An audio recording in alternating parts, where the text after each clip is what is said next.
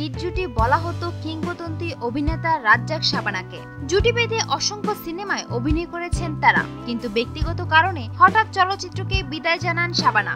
হাতে গোনা কিছু সিনেমায় রাজ্জাক অভিনয় করে গেলেও দীর্ঘদিন একসঙ্গে দেখা মেলেনি রাজ্জাক শাবানার। কিন্তু এবার বোধহয় বাংলা চলচ্চিত্রে সেই পুরনো জুটিকে মুহূর্তের জন্য হলেও দেখা যেতে পারে একসঙ্গে।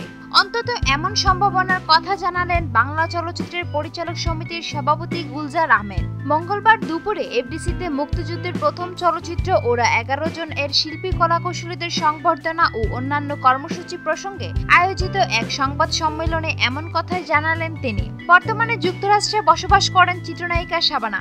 শোনা যাচ্ছে গত সোমবার ঢাকায় এসেছিলেন তিনি। আর এমন তথ্য জানিয়ে গুলজার আহমেদ বলেন, আমরা আগামী 25 তারিখে এফডিসিতে মুক্তিযুদ্ধের প্রথম চলচ্চিত্র ওরা 11 জন এর শিল্পী ও কলাকুশলীদের সম্মাননা জানাবো। যেহেতু শাবানা ঢাকায় এসেছেন বলে আমরা শুনেছি, তাই আমরা তার সঙ্গে যোগাযোগ করে এফডিসিতে এই সম্মাননা প্রদান অনুষ্ঠানে আসতে বলবো, যেহেতু তিনিও এই সিনেমার একজন অভিনয় শিল্পী। এর আগে একই কারণে চিত্রনায়ক রাজ্জাককে উপস্থিত থাকার বিষয়টি নিয়েও কথা বলেন গুলজার।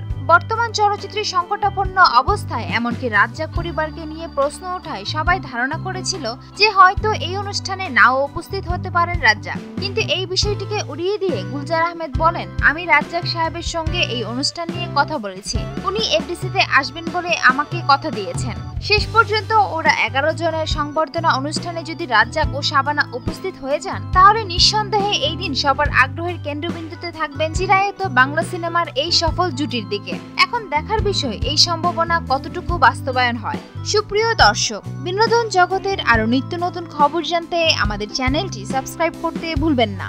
লাইক দিন, কমেন্ট এবং শেয়ার করুন। ধন্যবাদ।